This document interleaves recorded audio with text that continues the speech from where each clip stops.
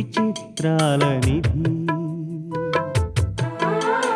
ఓ విధి విచిత్రాల నిధి వింత కథల సారథి ఆశ నిరాశల వారధి నిరంకుశ నిర్ణయాల నిర్దయవానిధి ఓ విధి విచిత్రాల నిధి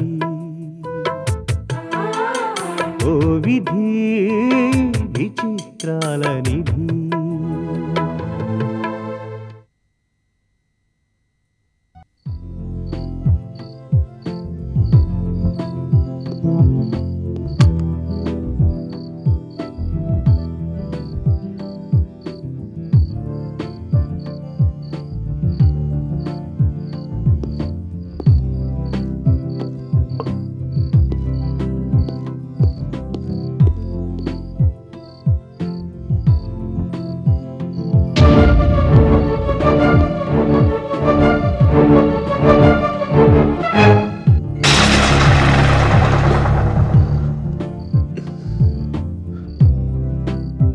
మొత్తానికి 4 రోజులు మాత్రం నాకు చాలా రిలీఫ్ అనిపించింది.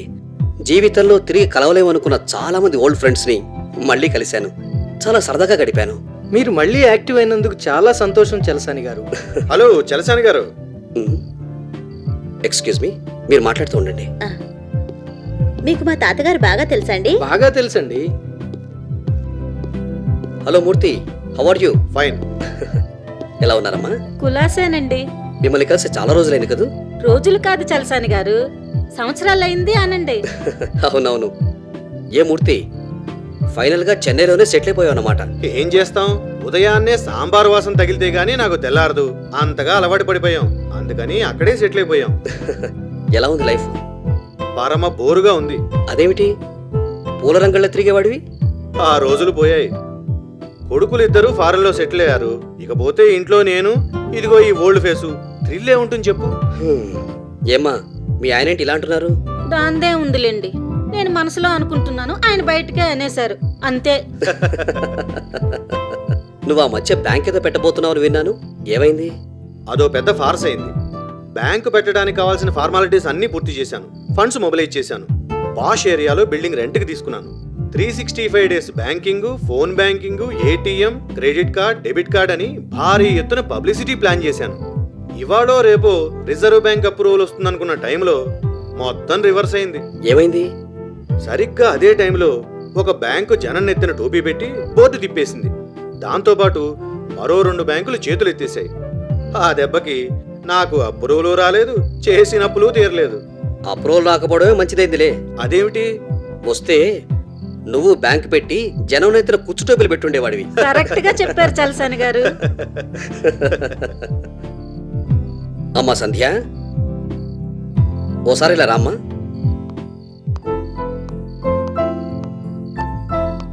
రామ్మా, కూర్చో. మూర్తి, ఈ అమ్మాయి ఎవరో తెలుసా? ఎందుకు తెలీదు? పిట్ట కొంచెం కోత ఘనమని ఉదయం మీటింగ్లో బ్రహ్మాండమైన స్పీచ్ ఇచ్చి దుమ్ము దులిపేసింది కదా. స్పీచ్లోనే కాదు, బిజినెస్లోనూ అంతే. ఎక్కడైనా తేడా వస్తే అవతల వాళ్ళ దుమ్ము దులిపేస్తుంది.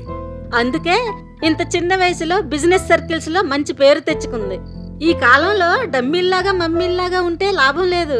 సంధ్యలా షార్ప్ గా ఉండాలి, అప్పుడే ఎవరైనా సక్సెస్ అవుతారు.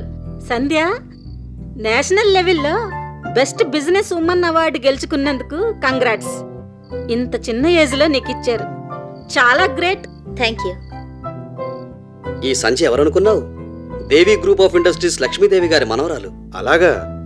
లక్ష్మీదేవి గారు చాలా గొప్ప మనిషి. మాట, మర్యాద, మంచితనం ఆవిడ గురించి ఎంత చెప్పినా తక్కువే అవుతుంది. అంత నీతిగా నిజాయితీగా ఉన్న మనిషిని బిజినెస్ ఫీల్డ్లోనే నేను ఇంతవరకు చూడలేదు.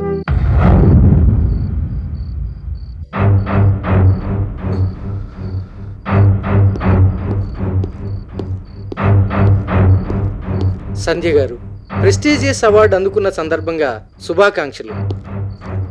Thank you. ఈ అవార్డు వరుసగా 2 సార్లు అందుకున్న వారు ఒక్కరే ఉన్నారు. మీరు మాత్రం వరుసగా 3 సార్లు అందుకొని హ్యాట్రిక్ కొట్టాలి. All the best.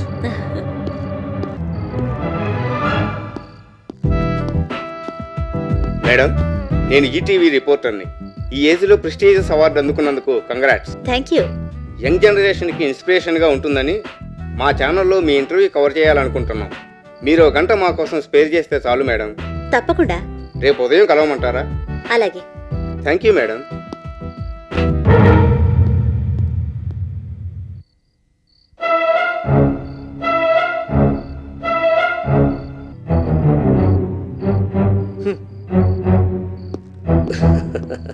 సంధ్య, కంగ్రాట్స్తో నీ కడుపు నిండిపోయిందేమో గానీ మాకు మాత్రం ఆకలి దంచేస్తోంది. నీకోసమే వెయిటింగ్.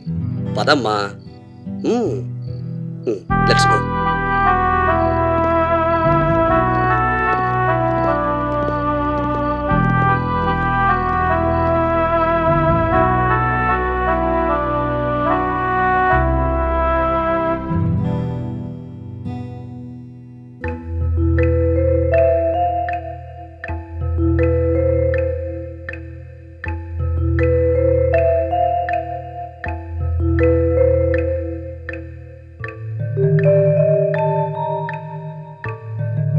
సంధ్య, సంధ్య, సంధ్య.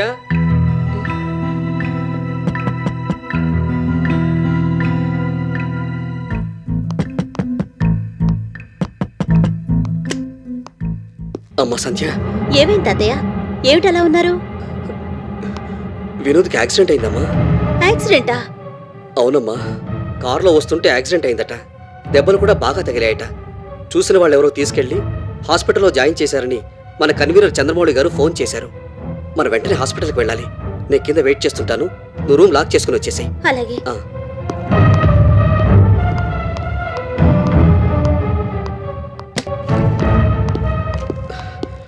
వినోద్ అని కార్ యాక్సిడెంట్లో దెబ్బలు తగిలితే ఇక్కడ జాయిన్ చేశారు. అతను ఏ వార్డులో ఉన్నాడు? ఇంటెన్సివ్ కేర్ యూనిట్లో పెట్టారు. Thank you sister.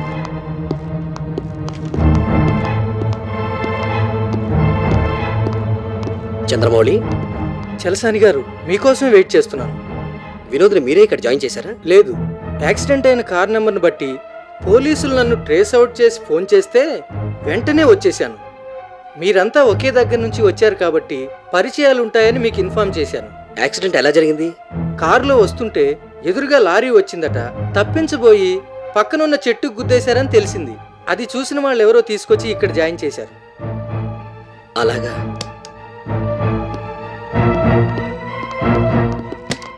ఎలా ఉంది డాక్టర్? తలకి చాలా గట్టి దెబ్బలే తగిలాయి. కండిషన్ చాలా సీరియస్గా ఉంది. ఆపరేషన్ అయితేనే కానీ ఏం చెప్పలేము. ఆయన్ని ఒకసారి చూడొచ్చా డాక్టర్? ఇప్పుడు లోపలికి వెళ్ళకూడదమ్మా. రూమ్ బయట నుండే చూస్తాను డాక్టర్. సరే రండి.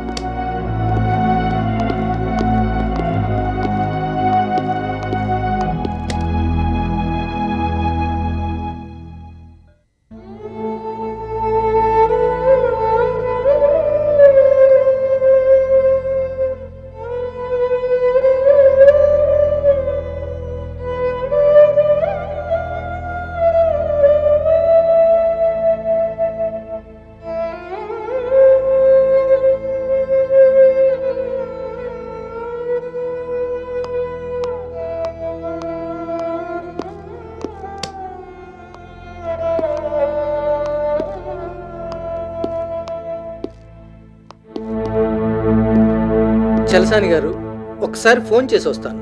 అలాగే.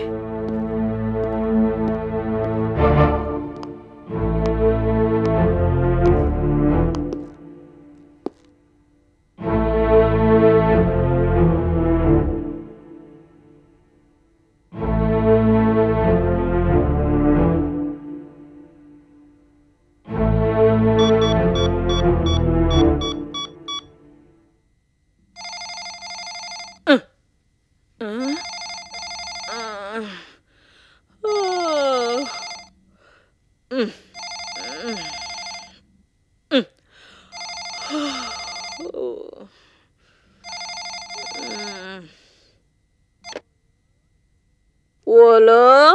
హలో, మిస్సెస్ రోజీ గారు ఇల్లేనా? అవునండి. ఎవరు మాట్లాడుతుంది? నానండి, నోకాలని. అమ్మగారు ఉన్నారా? నేనండి, ఊరికే వెళ్ళారు. ఎప్పుడు వస్తారు? 10 రోజులు అడుతుంది అనుకుంటా. వినోద్ బాబు గారు కూడా ఊరు వెళ్ళారు. మీ అమ్మగారు ఉండే చోట ఫోన్ నెంబర్ ఏమైనా నీకు తెలుసా? తెలవదండి, వినోద్ బాబు గారికే తెలుసు. సరే, నేను మళ్ళీ చేస్తాను.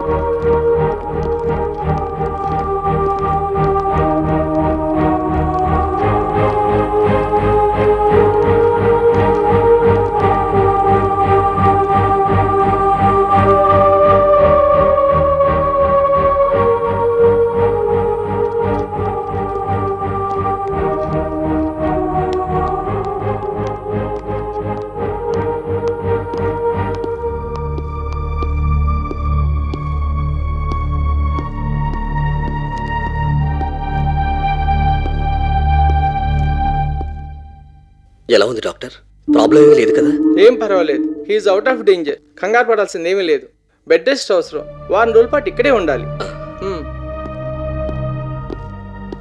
సంధ్య, వినోద్కి యాక్సిడెంట్ అయిందని మీ అమ్మమ్మకు ఫోన్ చేసి చెప్తాను. వద్దు తాతయ్య, అసలే అమ్మమ్మ ఆరోగ్యం బాగోలేదు. ఈ విషయం తెలిస్తే తను చాలా బాధపడుతుంది. చెప్పకపోతే ఇంకా బాధపడుతుందేమో. ఆపరేషన్ సక్సెస్ఫుల్గా అయిపోయింది కాబట్టి పర్వాలేదు. దగ్గరుండి చూసుకోవడానికి మనం ఎలాగో ఉన్నాం. అంతగా అయితే వినోద్ కొంచెం కోలుకున్నాక చెప్దాం.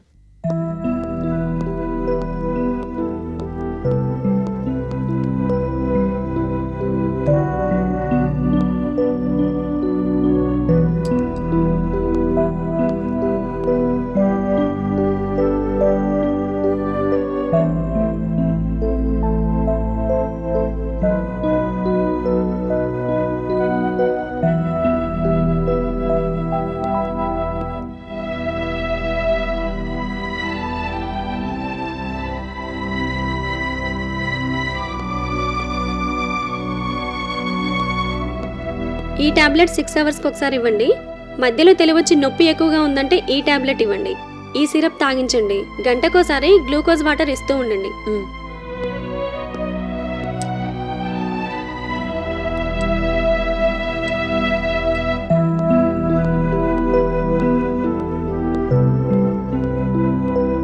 సంధ్య, రాత్రంతా నిద్ర లేకుండా ఉన్నావు.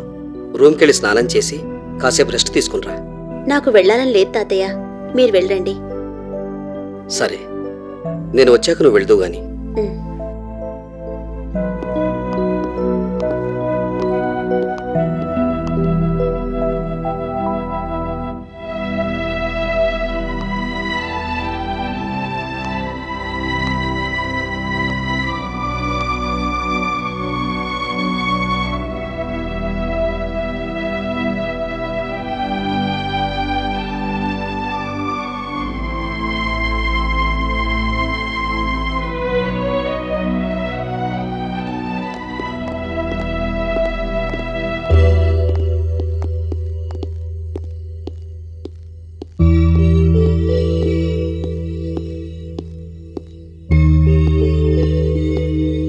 Which number sir?